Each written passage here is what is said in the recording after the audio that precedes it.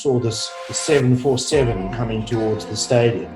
And the initial feeling, like in that row, and this guy flying the 747 was actually flying a message of good luck to the Springboks, and I actually go cold thinking of it now. And I remember looking at it and going, we're history. They're going to crash a plane into this stadium because nobody knew this plane was coming. So, and it was so low, I don't want to quote something that's not true, but he had special dispensation. I think he flew 100 meters over the stadium. 100 meters when you've got this aircraft coming from 6 kilometers away feels like it's coming straight for the stadium.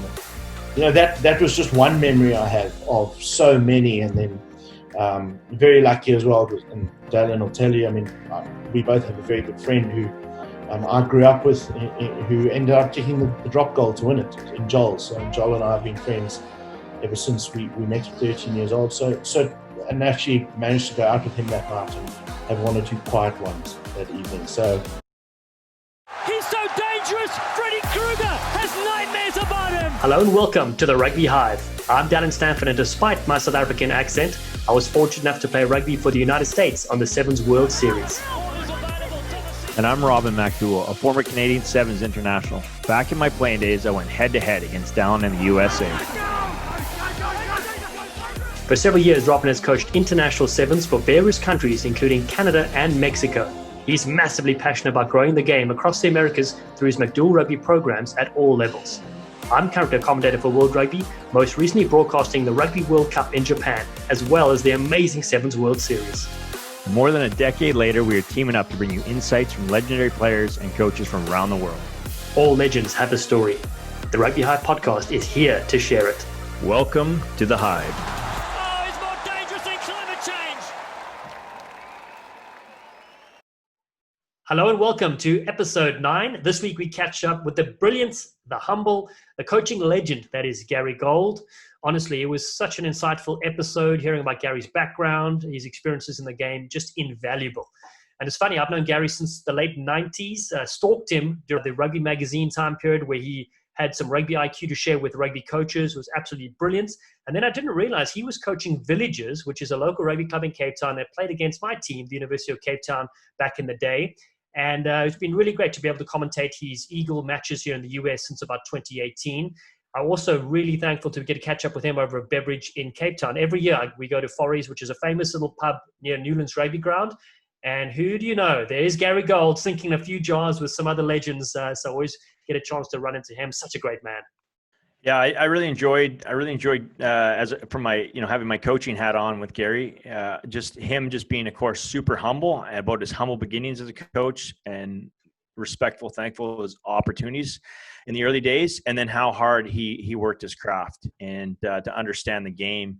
And obviously he's got one of the most impressive coaching CVs in the world.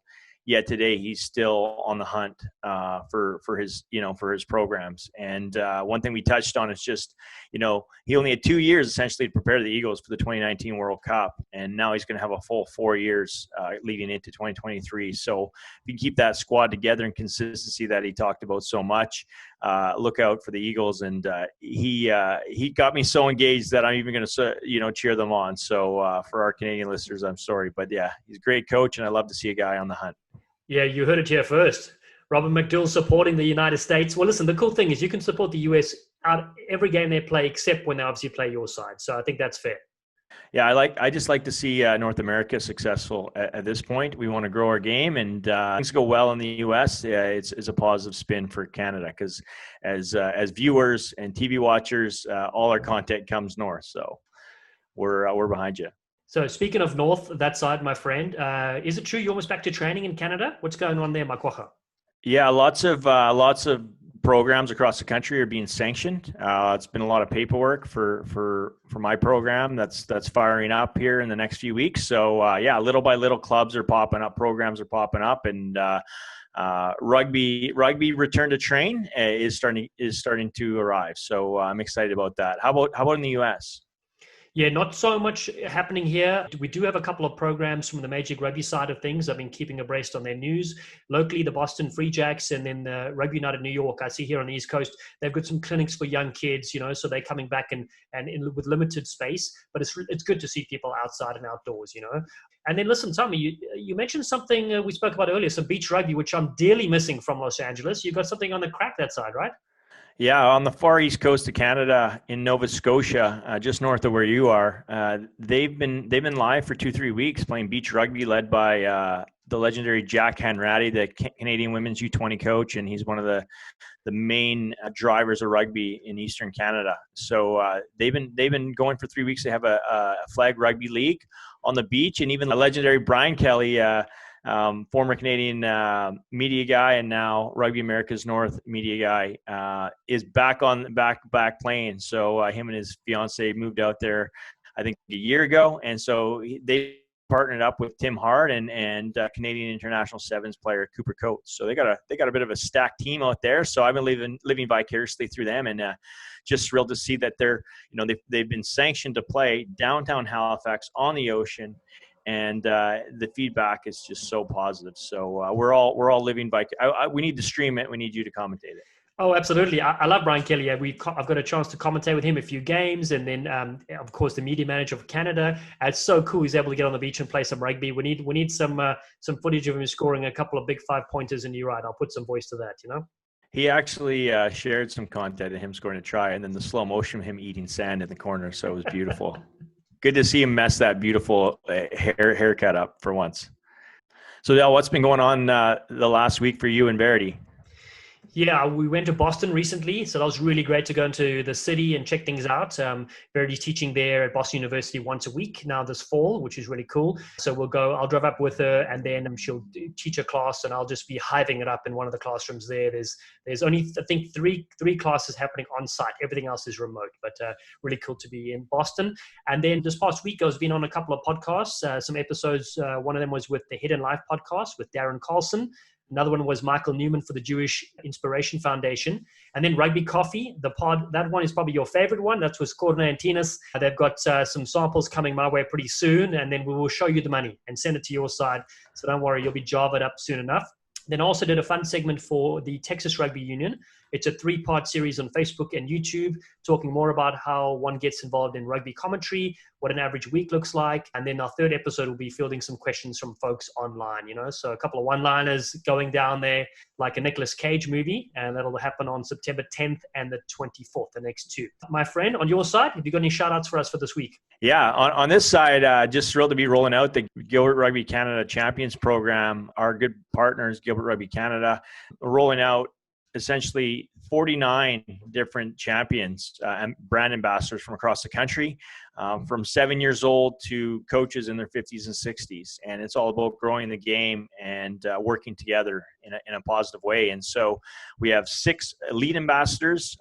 One of our previous guests, Kayla Molesky, Brittany Ben, Karen Paquin, all stars on the Olympic Canadian Sevens team, and then 3 of the men's teams, Cooper Coates, Jake Teal, and the slipperiest of eels, Josiah Mora. And then those 6 ambassadors are actually going to help mentor all these other ambassadors. So you imagine being like 11-year-old Molly Watson in Avonlea, Saskatchewan, and being mentored by Kayla Molesky.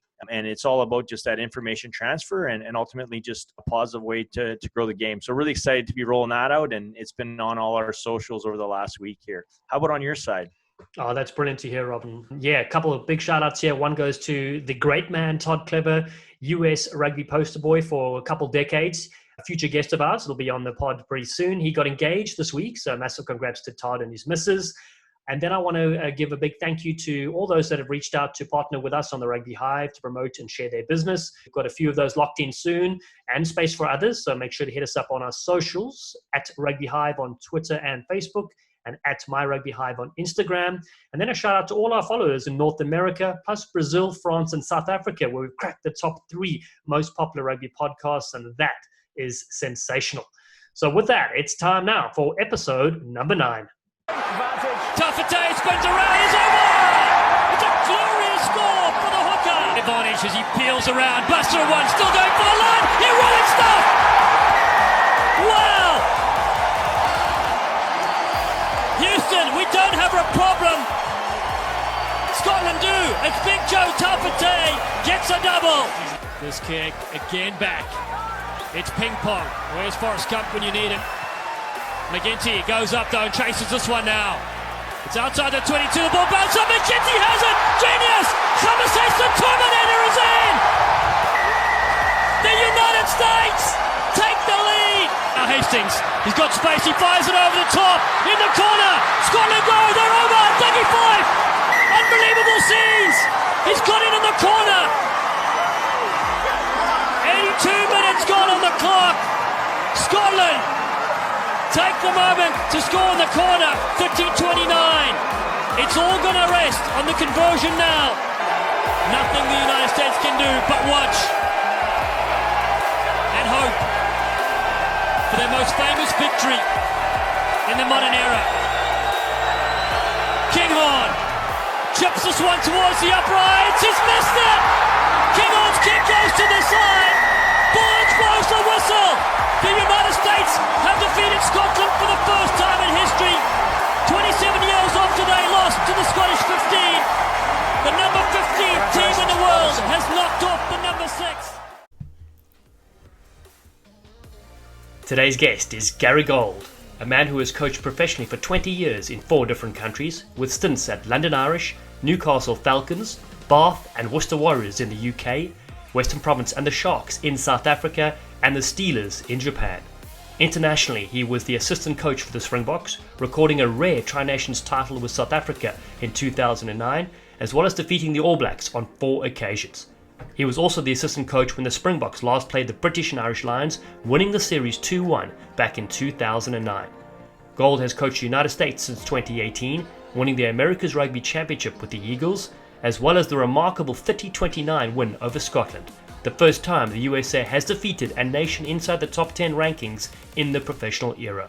In this episode, we trace Gold's entry into coaching, which people helped him guide along the way, how to become a better rugby coach, plus we look at the challenges one faces in the tough world of professional sports. We reflect on Rugby World Cup 1995, the Tri-Nations, how his Springboks defeated the All Blacks, where's rugby headed in the US, and looking ahead to Rugby World Cup 2023. Here is episode 9 with legend Gary Gold. Today's guest, one of the nicest people in rugby, a coaching resume that is almost dates back to 3-point tries. Welcome to our show, Gary. Thanks, Dallen. Good to be here. Thank you very much. So let's go to the current state of affairs. How are you and your family doing in Cape Town, South Africa? Yeah, we're good. We're good. Thanks. All staying fit and healthy. In many ways, wish I wasn't here. I wish I was back in the US as we were supposed to be there now. With a lot of planning and preparation for the July internationals, which are obviously not going ahead now. But otherwise, all staying healthy and fit, and just trying to use this very crazy time in the world to the very best of our abilities, and just trying to take advantage of what's a weird time. But I think in that weird time, I think it's presented all of us with, some perspective about, all aspects of life, and, just trying to milk that as much as we possibly can. Yeah, you're spot on with that, Gary. So with all our guests, we go back into their childhood and background and what shaped them as human beings. So talk to us a bit about growing up and attending Wynberg Boys in beautiful Cape Town. Yeah, so as you say, I went to Wynberg Boys High School, just down the road here in Cape Town. Moved down from Joburg with my folks when I was a youngster and started a junior school. Just a very, very happy childhood, wonderful parents, and got really a fantastic opportunity to go to a school like Wynberg. I was a sports crazy individual, and as were my parents. In fact, my dad's business was a sports shop, so we had sport running through our veins. And coming from Joburg, from a very small junior school in Johannesburg, to go to a boys' school of the prestige of Wynberg Boys High was a big deal for me, and fitted right in. Enjoyed my time and experience there. Obviously playing loads of rugby and cricket and any sport I could get my hands on. And living in Cape Town and growing up here was a very privileged situation. So also a very interesting time, and going through South Africa, late apartheid years, and then thankfully post-apartheid years as well. So yeah, quite an interesting experience in life, but very many happy memories and lots of camaraderie at school, and some of the stuff that you're probably not allowed to do anymore today's day and age at school. But nothing that, as I say, what doesn't kill you makes you stronger. So Gary, for the listeners out there, and just going from your coaching perspective, what positions did you play growing up? I've got to put it on record because I know I'm going to have a few mates who are going to rib me for this. I played hooker, but I wasn't particularly good. But I was a hooker most of my life. I think many coaches tried to make me a prop. Certainly when I played a lot more rugby leaving school, I played hooker my whole life. And what were some of your rugby aspirations, and how far did you go in the game as an athlete? Under the circumstances of me not being very good, I think I had a wonderful time playing rugby. I played at school. I managed to get 1 or 2 first team games, and I need to stress only 1 or 2 first team games, and that was a pretty big deal, considering I think when I was 16 years old, I was lucky to be making the 4th or 5th team. And it was something that I put my mind to, and really wanted to improve as a rugby player. But it really wasn't until I went to the army. And I went to the army for 2 years after school. And there you didn't have a choice but to get fit. I was in a young officers course as well. So we were really put through the ringer in a big way. And that coincided with me playing rugby for what was called the Defence Force at the time. And that's when I really actually started to realize, hey, this game is quite a fun game when you're actually properly fit and you're strong and you know how to play it. And so I had 2 years in the army, and then actually in our second year, myself and 2 friends of mine were recruited, if I could use that word, by a major in the army who was very involved in a local club down the road from us. And he managed to organize that we stopped playing for defense and played for the club. And then I was very privileged. I spent 13 years playing club rugby here in Cape Town.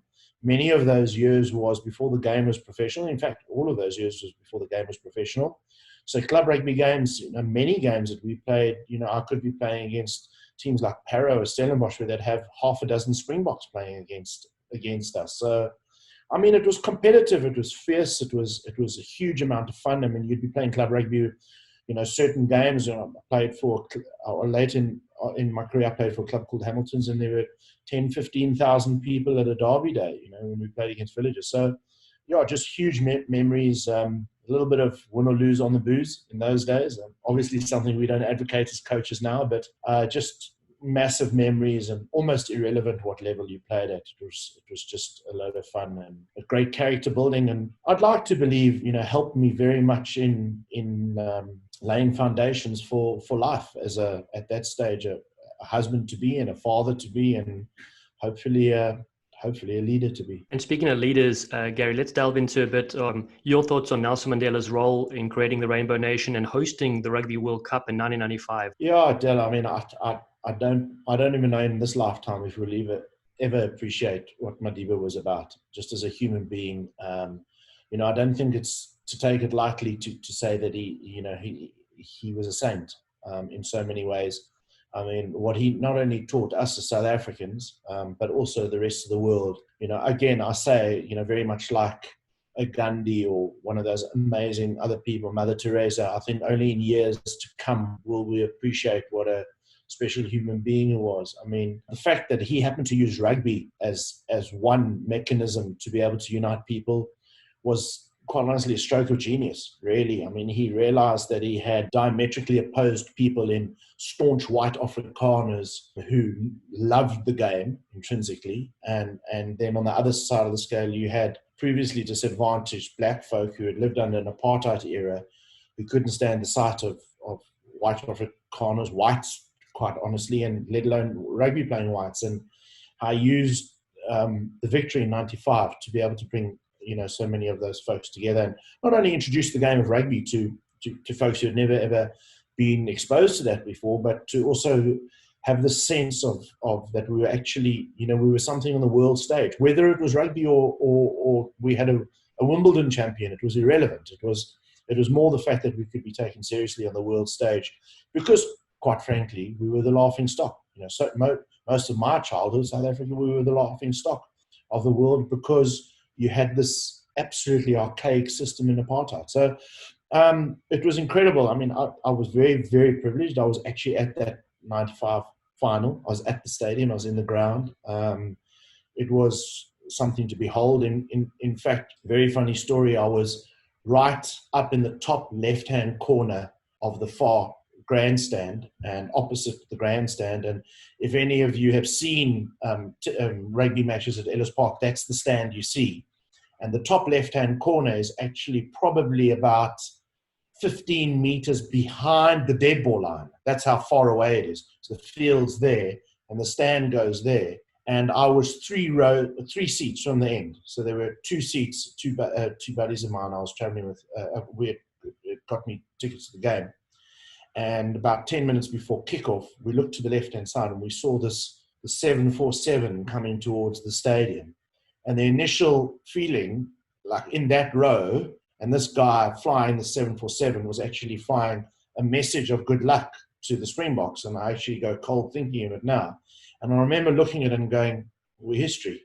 They're going to crash a plane into this stadium because nobody knew this plane was coming. So, and it was so low. I don't want to quote something that's not true, but he had special dispensation. I think he flew 100 meters over the stadium. 100 meters when you've got this aircraft coming from 6 kilometers away feels like it's coming straight for the stadium. And you know, that was just one memory I have of so many. And then very lucky as well. And Dallen will tell you, I mean, we both have a very good friend who I grew up with, who ended up kicking the drop goal to win it in Joel. So Joel and I have been friends ever since we met at 13 years old. So and actually managed to go out with him that night and have one or two quiet ones that evening. So it was all round. It was a very special occasion, and yeah, for the country, it was amazing. Just an amazing occurrence. Gary, you've given us goosebumps, and I know all the listeners, can't believe it because, as you said, nobody knew that plane was flying over at that time. Like I was at the Dubai Sevens this year. There was the 50th year or whatever it was, and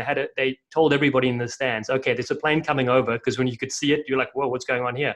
And so that is remarkable. And so you said you met Joel at a young age. We know that. Where was that? Was that at junior school, or how did you guys meet? Yeah. We were in a group together.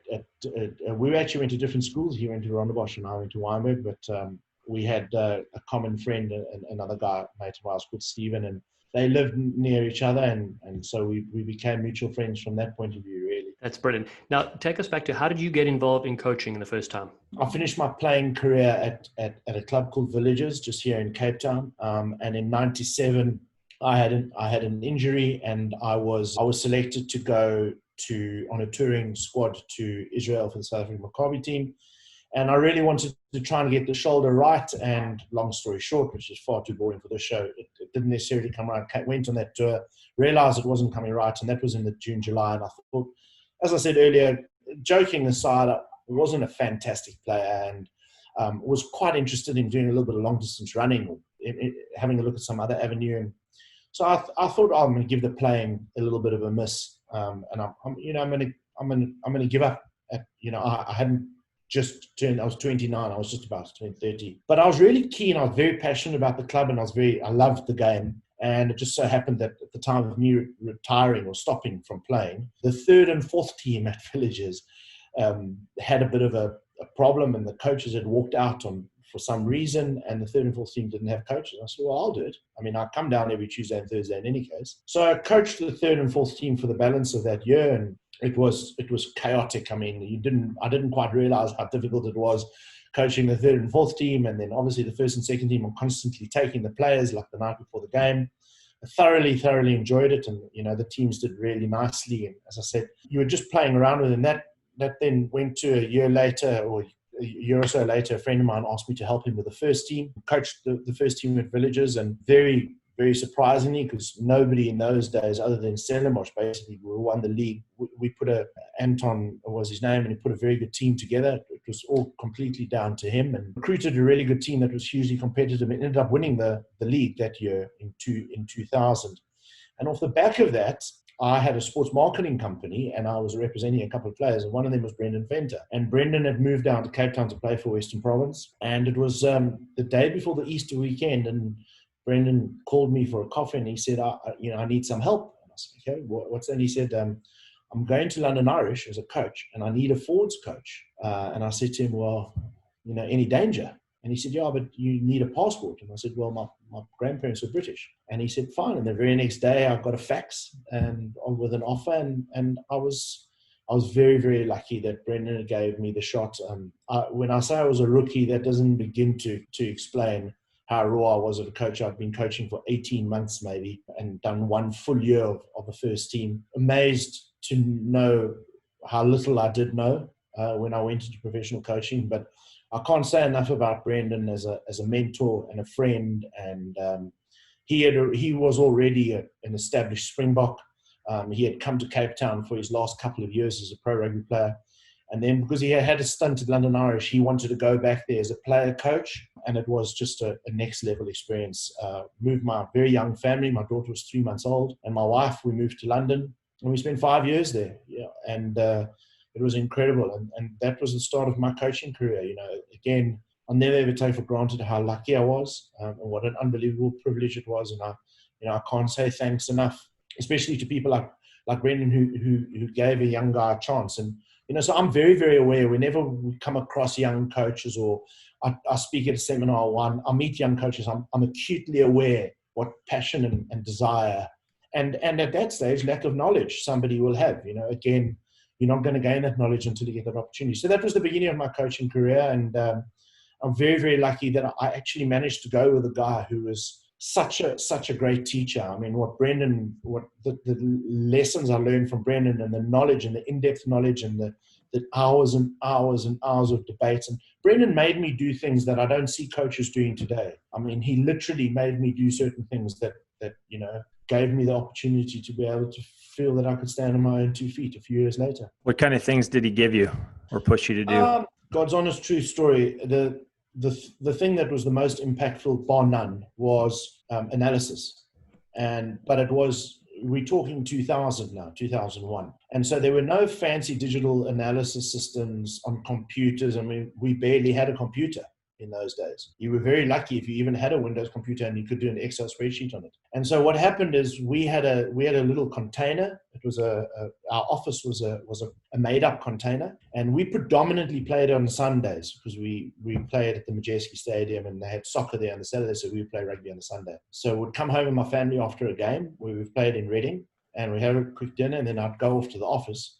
And Brendan said to me, I had to do the stats. And that literally was a VHS video machine that instead of having the remote control had a button that I could do that and do that, which basically made the tape go at whatever speed I wanted it to go at. I had a piece of A4 paper, which was a spreadsheet, which had the players' names down the left-hand side, and then whatever piece of information we wanted. So his ball carries, the effectiveness of his ball carries, his clean-outs, the effectiveness of his clean-outs, and maybe what arrivee he was, tackles and effectiveness of his tackles, and maybe one or two other predominant factors like, did he create a penalty or concede a penalty? Did he create a turnover, concede a turnover? Did he get a line break, or was there a piece of magic? And those were across the top. And I had a pencil in my hand that I used to sharpen under the desk. And I literally used to sit there, and it used to take me up to 6 hours a game to do these stats. And Brendan wanted them at 9 o'clock the very next morning to present to the players. So I would literally take Ryan Strudrick and ball carry, very effective, little dot, and then go back and review the video. And who was the first cleaner? Rob Hardwick, effective clean. Yes, he removed the threat, little dot. Second cleaner, Simon Helford, very effective. To go back, end of the breakdown, effective pass from 9 to 10, yes. And then literally add up all the dots. And it was the most incredible learning curve. As much as I dreaded spending until literally, and you can call my wife and she's right next door, 1 or 2 o'clock in the morning until I got home, slept for 4 or 5 hours, and was up the next morning to go to work and present the guys with their stats. And in those days it was interesting because you'd have a player come and go, say to me, I didn't make 10 tackles. I'm sure I made more tackles, but I didn't have the technology to go back on the game and say, well, hang on, let's just, where did you make that tackle? Bottom left-hand corner. She said, how am I going to go through the whole VHS again and find out where that tackle is? But what it did do is when you then got to sit down with a player and do a one-on-one with a player, and it was a clean out, or it was a piece of a fantastic lift at a line out where the front jump supporter wasn't there, and he held him in the air for that extra second, and you as a coach noticed that and mentioned that to the player, he was like, well, hang on a second. I wouldn't have thought anybody would have seen that.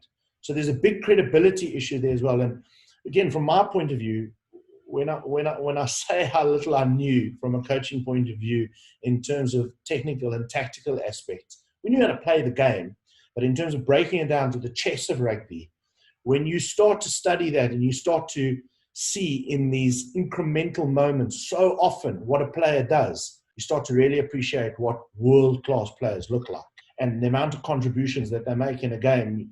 Even as an ex-player myself, I'd look back and go, that's incredible, you know. And I've seen that later in life with players like Richie McCaw, Skulkberger, you know, even a guy like Luke Watson. I mean, the work rate that a guy like Luke could go through, or Skulk particularly, was incredible.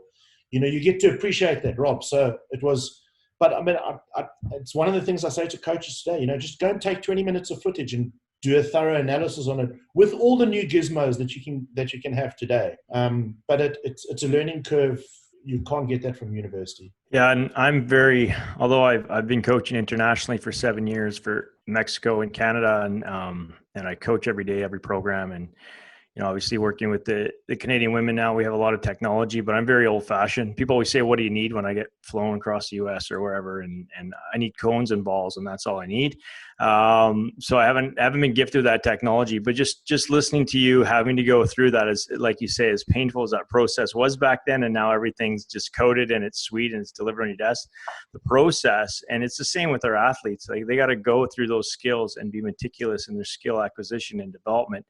There's no secret. There's no secret shortcut to success or understanding the game. It's going through it play by play by play, and then, you know, that must have changed the way you look at the game forever. Yeah, and I the truth is, I don't think I would have done that voluntarily, because I wouldn't have known. You know, if it wasn't for Brendan tasking me with that and making me do that, that was my job as his assistant coach. It was one of the things I had to do. I mean, Brendan, being the type of individual he is, literally ran the rugby show on his own. I mean, I oversaw scrums, and because I think I knew a bit about scrums as a hooker, and I had some very good players in the line-out, and they ran it and you oversaw it. So I had to add value somewhere, and it was literally eye-opening. I mean, if there is a silver bullet, that is it as a young coach.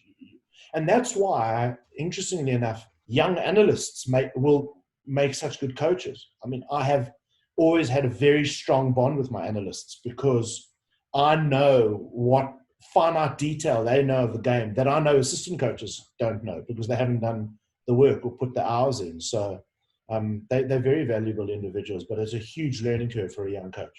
Gary, quick story for you. So I was busy cleaning up my place here. I had a bit of time on my hands, seeing as there's no sports on the go.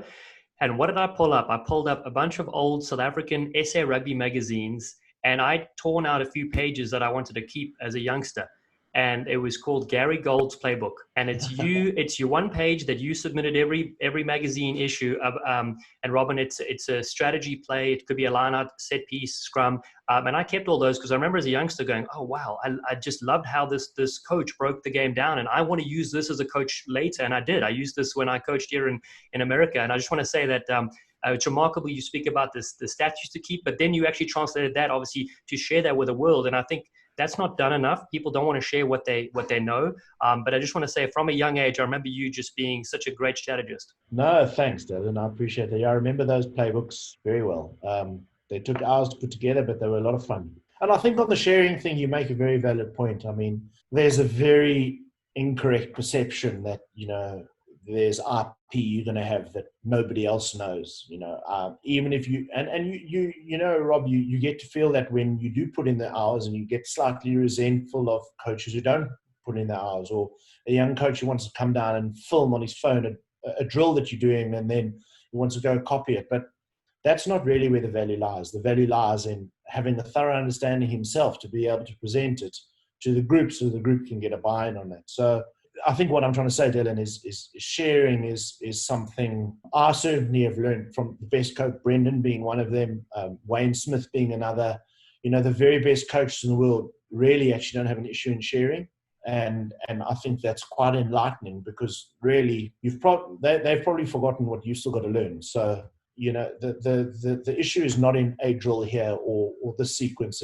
So the sharing is really important, particularly in rugby, you know, because we we're still an adolescent sport. If you think about it, I mean, we only really turned professional in 1997. So we're still young and, certainly in the States, growing hugely. Yeah, I've got a number of mentors, class guys, and they always give me the, and it's we never talk about playbooks or special lineouts or anything too fancy. It's literally around culture and behaviors and just man management. I mean, that's really what it's all about. Outside of Venter, who are some of your other mentors, or over the years have been your mentors? I've been so lucky, I've worked with so many amazing people. I mean, when I finished the London Irish gig, the guy who got me back to South Africa was Nick Mallett. Nick is a larger-than-life character, really, really smart man, huge intellect, huge passion, vivacious, difficult guy. I mean, if you're on the wrong side of him, no question of a doubt, but he was fantastic to work with and to work for. I spent quite a lot of time with Alan Solomons when I was a youngster, actually even before my professional coaching era. He gave me an opportunity from a marketing point of view, ironically enough, at the Stormers. I learned so much from him, again, around, Rob, what you're saying about the man management and that Stormers team under Bob Skinstead and Cornet Cricher and Brady and, that amazing team that he managed. It was unbelievable to see how he managed those personalities, reminded me so much of the task that we've all just been watching now when you watch The Last Dance, and what an amazing coach the Chicago Bulls had in Phil, and how he must have had to really paddle carefully through those waters of having so many strong personalities and talented individuals. So Solly was a huge inspiration for me. I got to work with Russie for a number of years, actually, at the Stormers and then at the Springboks. He was a fantastic guy to work with and absolutely inspirational. Again, a completely different dynamic. And then, I've had a very strong friendship with Wayne Smith over the years. We coached each other when I was at London Irish and Wayne was at Northampton. We played them in the Power Gen Cup final at Twickenham and met him then. And then our paths crossed again so many times. I mean, we played Super Rugby against each other, and then we played international rugby against each other when I was assistant coach in Springboks and he was assistant coach of the All Blacks. And we've remained friends ever since then. And the irony of all ironies is he's doing what I used to do at Kobe. He's now taken over at Kobe. So it's amazing how your paths cross so often with so many great people. But, I mean, that's to name a few. I feel really bad if I've forgotten somebody off the list.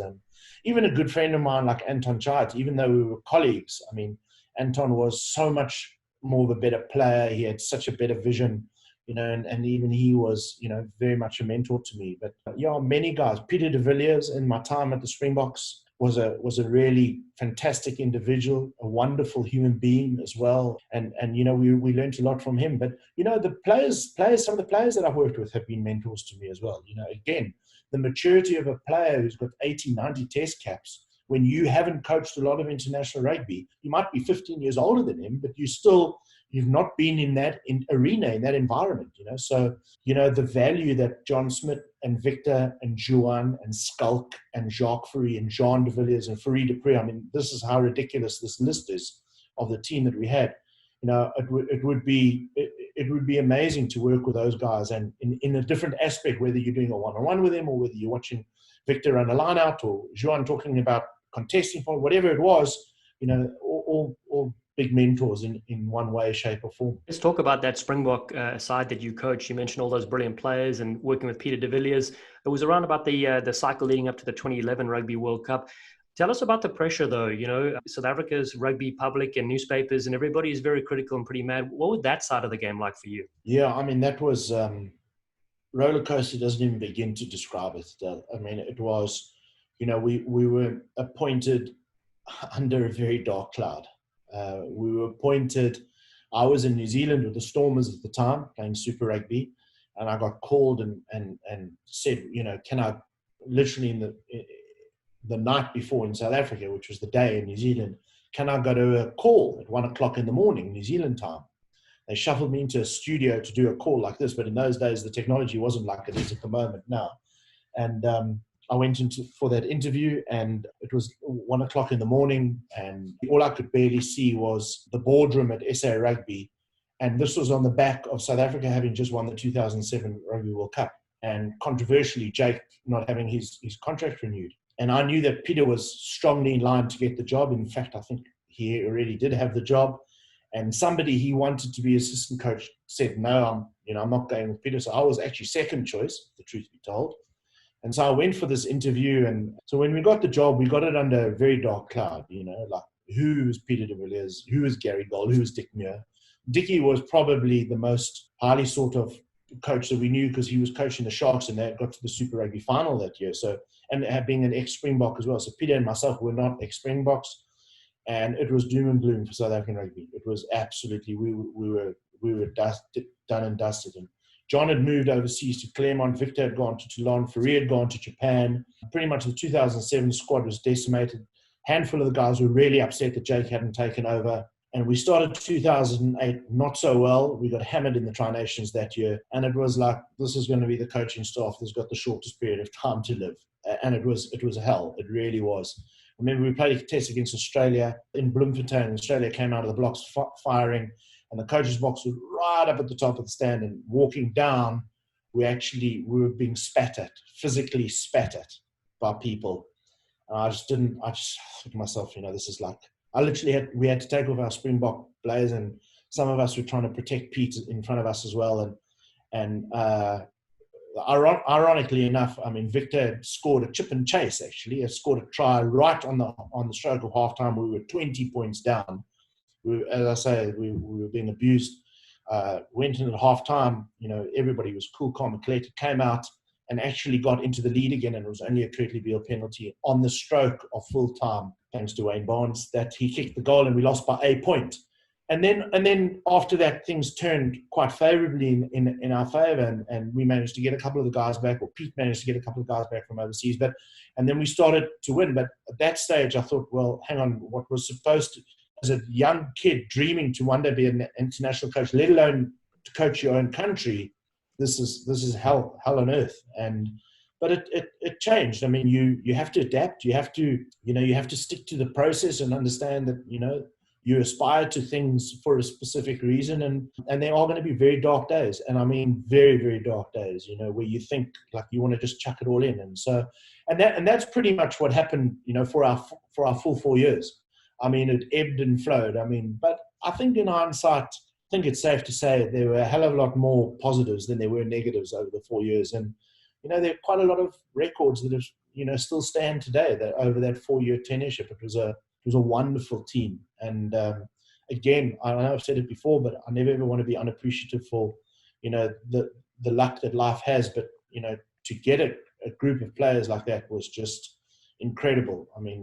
Such a talented group of players, and it was fun to work with them. I love to hear your emotion and excitement with those experiences. What was it like coaching against the prestigious British Lions? And your side recorded a 2-1 victory in that series. What was that like? Yeah, so that was interesting. South Africa are in a very similar position right now. So Rugby World Cup champions, and then the Lions coming to visit them straight after that. And so it's interesting, Rob. Again, not a lot of people in the US or in Canada understand the magnitude of this, but there's a Rugby World Cup every 4 years where everybody aspires to go to a Rugby World Cup, but the Lions come around every 12 years. So the amount of players in South Africa, Australia, and New Zealand who have played against the Lions twice in their life in a series, you could probably count on one hand. I can't think of somebody off the top of my head. If Frans Steyn plays now, Francie would be one player that I can think of. But other than that, Dallen would know better than me. But, you can count them on one hand. It's highly unlikely that you're going to play somebody, then 12 years later, you're still playing at the top of your game.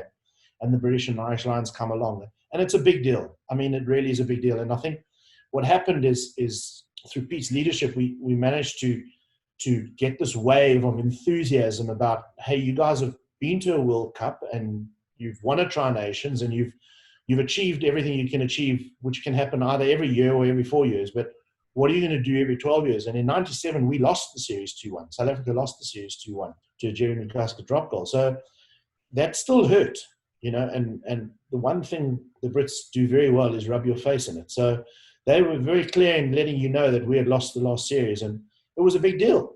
For a lot of those senior players, this was their last dance. This was their last.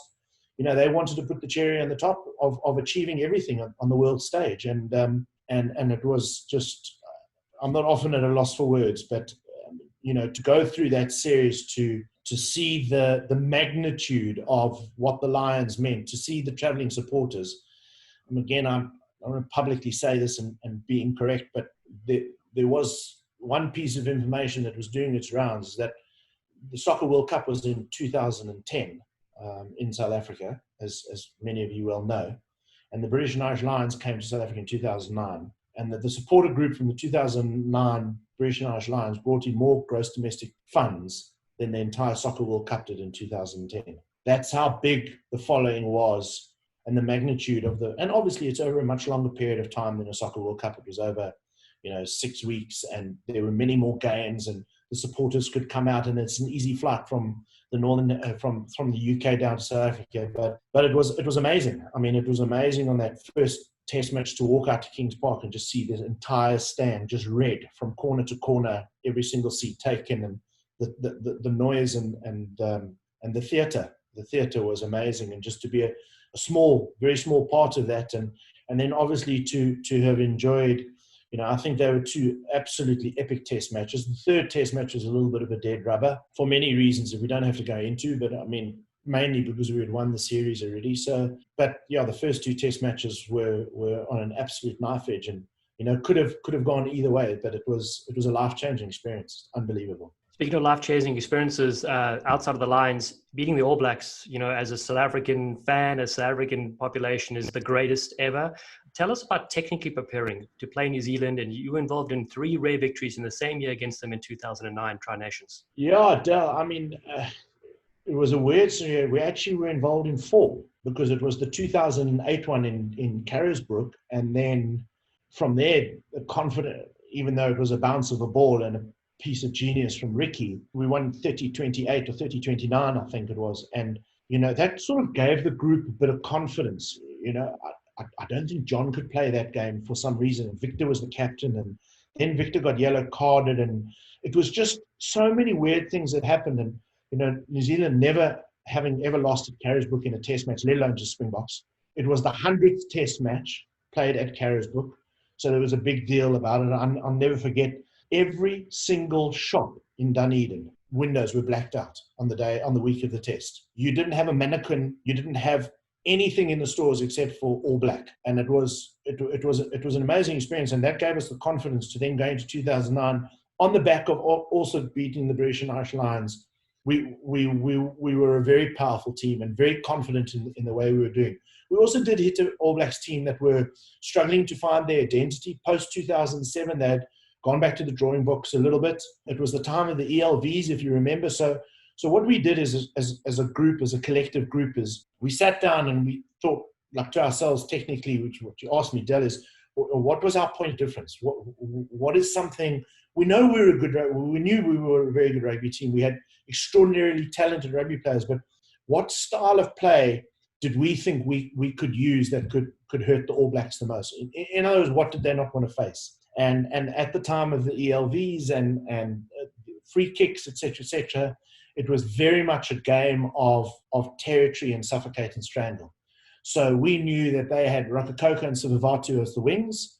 They weren't wanting to turn and be retrieving kicks in behind them. And so we used a very strong either box kick from Fourie du Preez or tactical kicks from initially Ruan Pienaar was the 10 and then became Mornay Steyn, and how we basically took these big wingers and we turned them into the corners where they didn't have a kicking game to return and they were going to run, and then we just had this massive green wall, 13, sometimes even 14 in the front line, and we literally just went for them.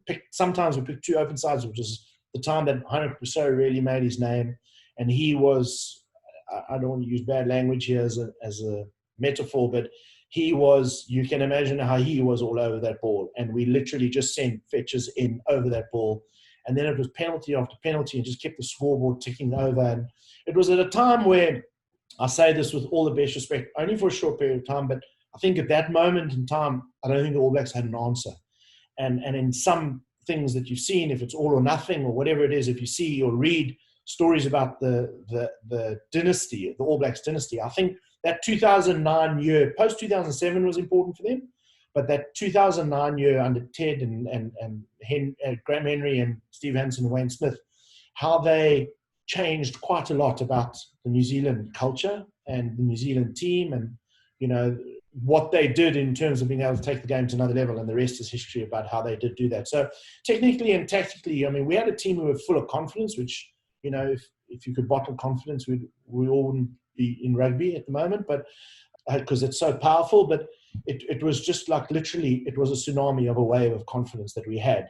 And we believed in what we were doing. And it was made easier, I must stress as well, because I hate these type of scenarios where it's ever perceived that anybody's taking credit here, where it's undue. But the Bulls had also formulated that game plan during the course of that Super Rugby year, where they also played very much of a territory-based game. And, it was the advice that we got from a Victor and a Fourie and a Brian and the guys in the Darnie and Bucky's, the guys who came from the Bulls, that served us to say, listen, guys, this is how we played Super Rugby this year and did pretty darn well in suffocating and strangling these New Zealand teams. So we adopted that to a large degree, but again, with better players, and everybody bought into it. So it was a magnificent time. I mean, and they were test matches that, the first couple, the one in Durban, the one in Bloem, they weren't even close. I mean, we hammered them. And obviously the final game in Hamilton to win the Tri-Nations that year was a hell of a game of rugby. I mean, it could have gone either way. And again, if you ever go and look at the Carter's very last kick of the day of the play in the 81st minute, he kicks that this much further in, and Richie catches it unopposed and scores, and we lose the game, potentially the Tri-Nations. And literally, how many times in your life do you see Dan Carter just overcook a kick? And he overcooked it by this much, and everyone's forgotten about that today.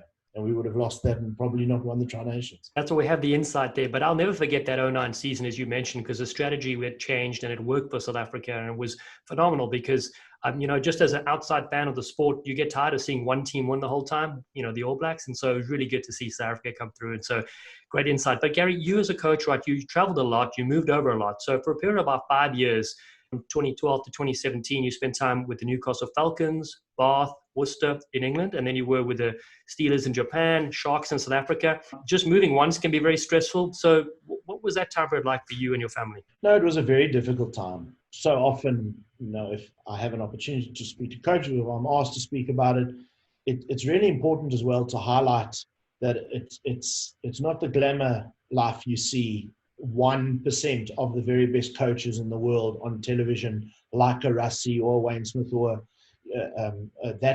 Eddie, of that caliber coach who's winning, Six Nations or World Cups. There's all the rest of us who are the other 99% who are trying to make a living, doing what we love, trying to be as good as we possibly can. But, curveballs come in life, and certainly wasn't my strategy at all to move around. I had been at London Irish for 5 years. I was then with Western Province for another 5 years, which overlapped the Springboks, which was a 4-year period.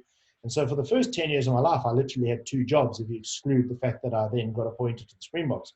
And longevity was the thing of what I wanted. But unfortunately, things went very pear-shaped at Bath in a very short period of time, completely unexpected. And, that led to a lot of different factors, taking into consideration my young kids and how often can you move them around and change schools. And I've got my son is on the autistic spectrum, so it heightened that even more so that I can't take him out of his comfort zone. And that meant that, as the breadwinner, I was going to have to go out and do what I did. And, so post Bath, I got this opportunity to go to Japan, and then the family moved back to South Africa, close to my wife's family, and go back to some form of normality for the family. And, and then was at Japan, where I had an amazing time, absolutely loved Japan. But then I got a call from John and asked, would I be consider going back to the Sharks? And again, you're humbled by that as an opportunity, and it means I'm closer to home and you can coach in Super Rugby again. And you have sleepless nights in those decisions because you're loyal to the club that have given you an opportunity, and you want to do the right thing, and you want to be ethical. And went back to the Sharks, and that lasted for a couple of years, and then they had a change in management, and we had a change in philosophy. And And, that's the moving target. So it's incredibly difficult. I mean, it's not glamorous. It's not glamorous at all, It's what you have to do. And then I actually had a completely different shift in my ideas. And that was that I was largely going to be based, with the family, and I was going to do consultation work. And that's what Worcester was. Worcester was a consultation project to go and help them whilst they were in relegation. And no one was going to get fired. I'm just going to go in there, offer my 5 cents worth, hopefully add some value. And, it ended up working out really well, and we avoided relegation relatively easily at the end of the day after being in a world of pain at one stage. And then that flips everything on its head again, because then the next minute they're going, well, hang on a second, you've got to come and take a job. And that coincided with the same time that the USA opportunity came about, and I got approached about that. I think I always had a desire to want to get back into international rugby. And I think if I look back at it, Dallen, in terms of the clubs that you mentioned, for some sadistic reason, I have this desire to want to go to the underdog. I like going to places where people say to me, you can't make a difference, or you're not going to make a difference. And I love that challenge, because I have a huge amount of belief in the human spirit and bringing people together. And that's what I think I love most about rugby, other than watching people scoring free-flowing tries, which is all lovely and romantic. I like the grind, I like the grind and coming from behind. And I saw a little bit of that in the USA thing, and it coupled with the appetite I still had to want to get involved in international rugby. And so, as I say, the rest is history. Well, you're just burrowing your way into my heart, because as a small Canadian rugby player, playing on the international scene, and Dallen, playing for the U.S., obviously, we were in our era definitely underdogs. And, my time with Mexico, you couldn't ask for more of an underdog. So I think if I had it easy, I wouldn't know what to do. But you're right.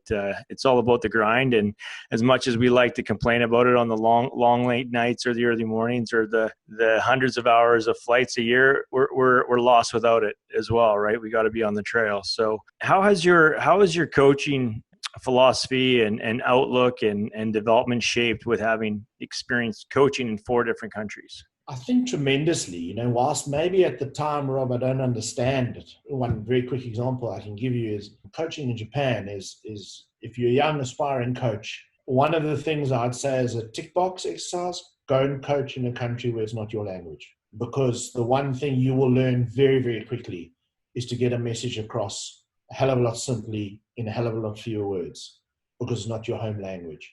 And that was a huge learning curve for me.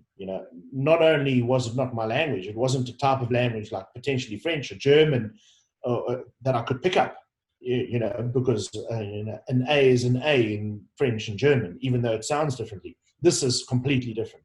You are going to coach 100% of your time with an interpreter. So you don't have more time. It's not as if you can take your 30-minute team meetings and all of a sudden make them an hour, because he's got to talk and I've got to talk. So you've got to say what you've got to say in that 30 minutes with an interpreter. And you want to share the passion, and they're culturally different. And so it's a huge learning curve. And literally finding myself preparing for a session the next day going, right, what are the 2 or 3 most important things I need to get across here? Because clearly what I'd like to say, I'm not going to get across. So what are the 2 or 3 most important things?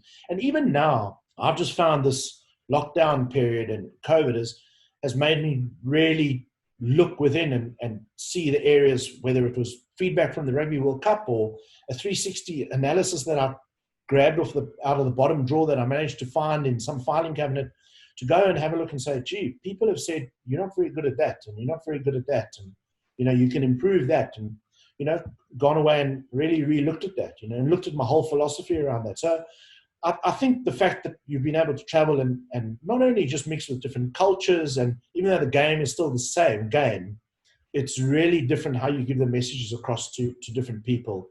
And I think it's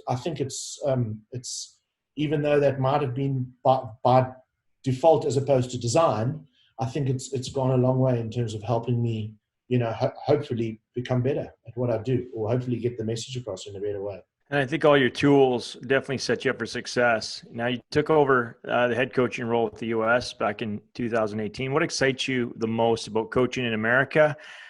We all know, just as the neighbors looking over the fence to the north, that the tidal wave of success has already started, and and where do you see it going? But I think, obviously, without quoting the obvious, I think it's around the potential. And again, I'm going to give you, instead of quoting the boring cliches that we're all frustrated with hearing about what the potential of USA is about, I think I'd rather give you an example of what I've seen and lived and touched and felt myself, and that is Japan.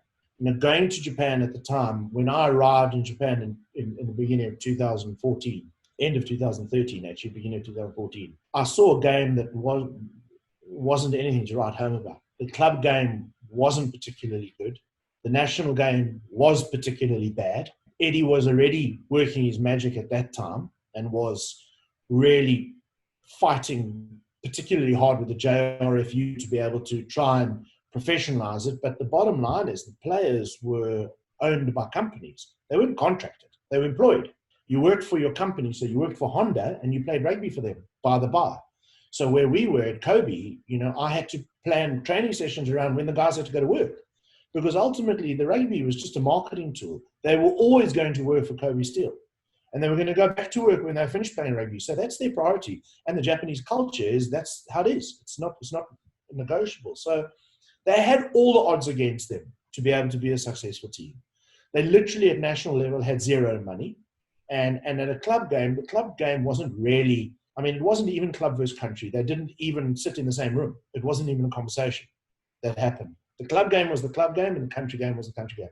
Eddie obviously did a huge amount to break down those barriers. And coming from a club of Suntory's size, he knew how to navigate those waters. But even so, I can categorically tell you now that the club game when I started in Japan was worse than where the MLR is at the moment now. Categorically. The MLR is of a much better standard than when the club game was at that stage.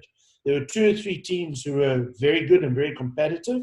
Kobe won, Toshiba was one, Panasonic was one, Suntory was one. The rest, nowhere. And you were winning some games by 50, 60, 70 points for fun against what they were called top 8 teams. But to see that metamorphosis, and granted, World Rugby helping them with money did make a huge difference, but the ability for Eddie and then at the later stage, Jamie Joseph, to mold that group and spend the time that they did together. And I think nobody would be offended if I said this, they're not born and blessed with athleticism of what you can have in America, for example. No country is, but Japan particularly not. For example, I don't think it's a rude thing to say, but they're not blessed with height. We had one of the second rows who played for Japan, a guy called Soji. He was 6 foot on the dot and struggled to be one gram more than 100 kilograms. And he played second row for Japan. And he was flipping outstanding. But that's what he was. And they didn't have 6'6", 6'7", 6'8" locks, roaming the parks and playing rugby on a regular basis. And so that's what the challenges that they had, and they rose to those challenges. So you don't want to get me started on the potential of, if we become aligned as an organization, if we become aligned in terms of our Pathways project and our developing our youth game, very much like what you guys are doing with Jamie in Canada, which is where I think America better be peeking over the fence north, because what you're doing with the Pacific Pride and putting a program like that together is going to deliver on dividends very, very quickly. And so I think to answer your question, sorry about the long-windedness, but is just the potential of being able to grow and build this US team, very much like Mike and the guys have done in sevens, and you guys would know that very well, how over an extended period of time the sevens group have grown and grown and grown, and now they are genuine medal potential hopefuls at Olympic Games. I'd very much like to put hopefully we have put the wheels in motion for that from a rugby point of view. And bit of a setback from the Rugby World Cup last year, very, very disappointing, very disappointed with our performances and by our own standards. And again, being in a pool of death is not an excuse. I think I said it during the World Cup, we can't cry for 4 years leading up to a World Cup wanting tier 1 competition. And then when we have 3 teams of that caliber in the same pool, we can't moan about that. We should be embracing that. So I think that was a bump in the road, but, something that I think we're all going to learn a huge amount from. And it's great to see how far we've come, but it's fantastic to see how far we still got to go if we are ever going to be competitive with those teams. But I think the potential is very exciting. Yeah, Gary, that's so great to hear. Particularly a lot of comparisons with that Super League in Japan when that started many years ago. We touched on the World Cup 2019, but let's touch on one special evening we had with you. We had outside of the barbecue, a couple of cool drinks, and Jacques Fourie was there, Andries Becker. Those are players that played for you. And those fans that don't know, Jacques Fourie scored the winner against the British and Irish Lions in that 2009 team we spoke about. What was it like catching up with him, Joel, and guys like that at such a cool event? Yeah, and it was so special. I mean, we were based in Kobe, on the other side of town, and Andries had dropped me a message saying, his nickname for me is Old Man. So he said, "Hello, old man. Are we going to be able to get together?" And I've got this teppanyaki little restaurant that he wanted to take us to, and it was quite literally a hole in the wall in Kobe. And literally, you lifted up the shutters and you wheeled out the barrels, and you cooked Kobe beef on there.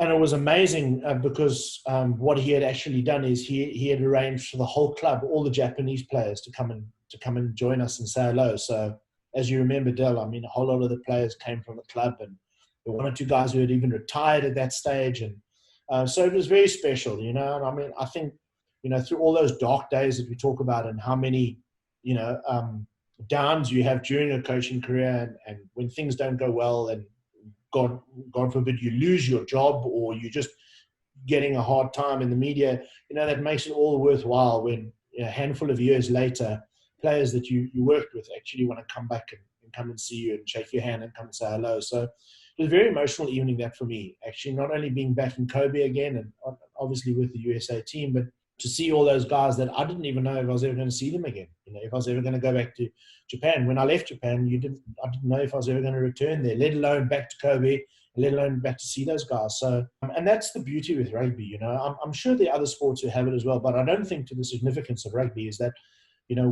we absolutely cross every boundary. Men or women, doesn't matter what age you are, what sex you are, what color you are, what religion you are, we cross boundaries, because of this camaraderie that we have in this amazing sport of ours. And whether you're tall and fast or fat and slow and strong, there's a place for you in rugby. And because of that, I think it draws people together. So, evenings like that are very special, and they mean a lot.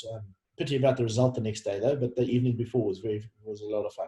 Now, you touched on some of your results at the 2019 World Cup, but from a coaching aspect, essentially you only took over in 2018, so you didn't get the full cycle. But I'm sure 2018, 2019 gave you a good outlook and awareness of the landscape in U.S. and obviously the team. And then obviously it was a good test to see what we got to work on.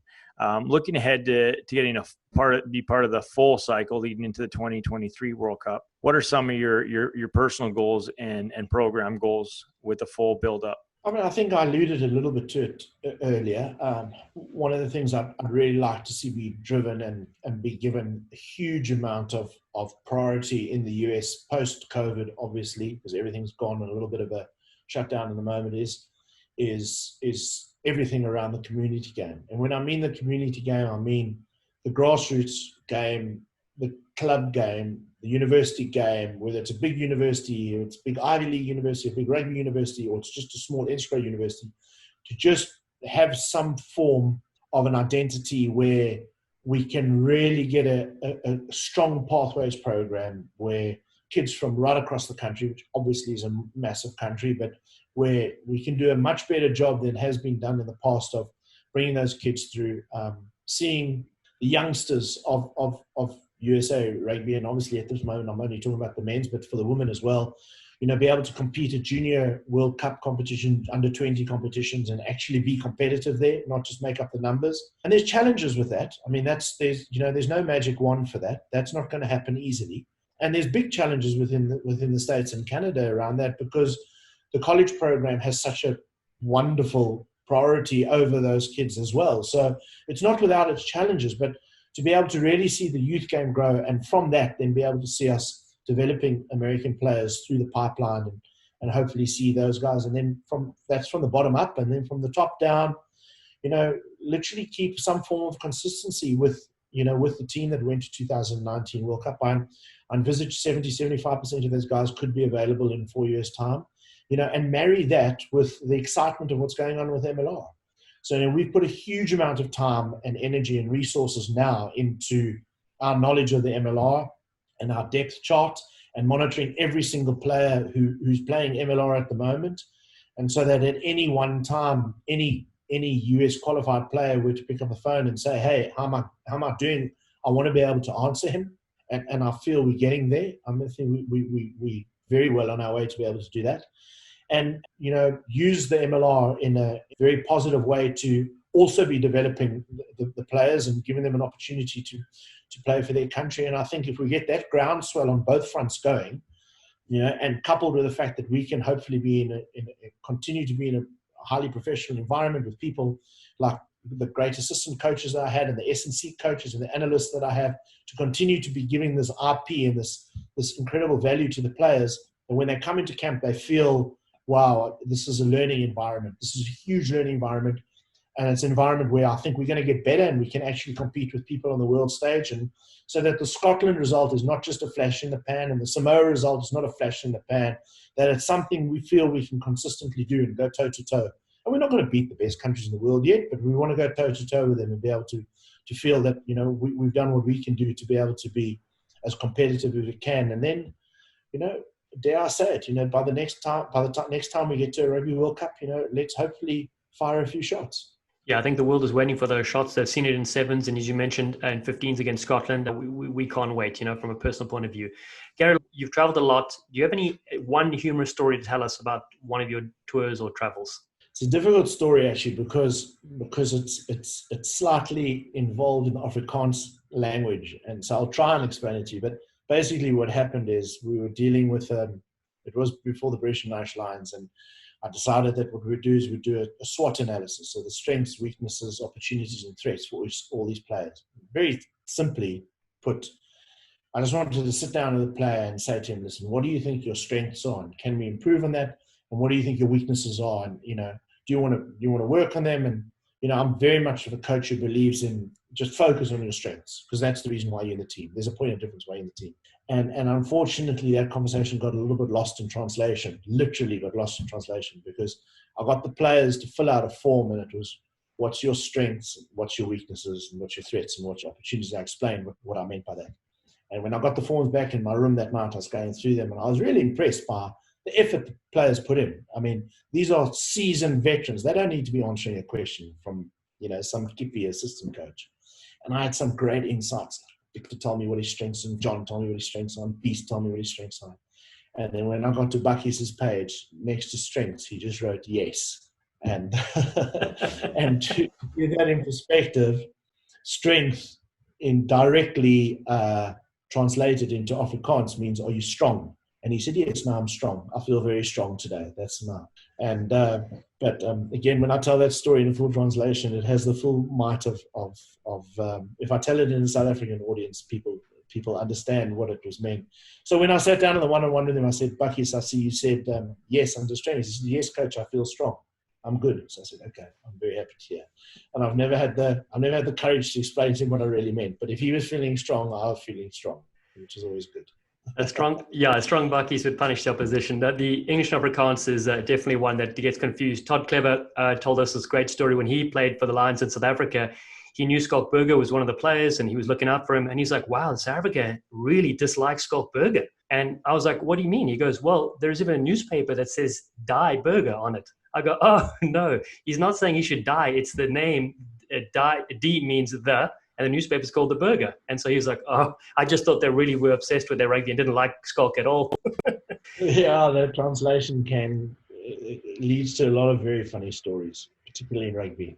Well, Gary, listen, we're going to get you on again, obviously. We can fill up 5 podcasts with all your great insights and stories. Really appreciate your time. It's such a pleasure to speak to somebody with your background and knowledge, and really brilliant to have you on the Rugby Hive. Yeah, thanks for the invite, guys. Rob, Dallen, it's been really good to be here, and look forward to coming back one day if you'll have me. Awesome. We have you all the time, my friend. Beautiful ball over the top. Yes, Seppo! Thank you for listening, you sleek sensations. If you haven't already, please subscribe to Rugby Hive Podcast and catch us on all the socials at Rugby Hive. We appreciate your support. Be safe out there, and we'll see you soon. They've taken the lunch money from South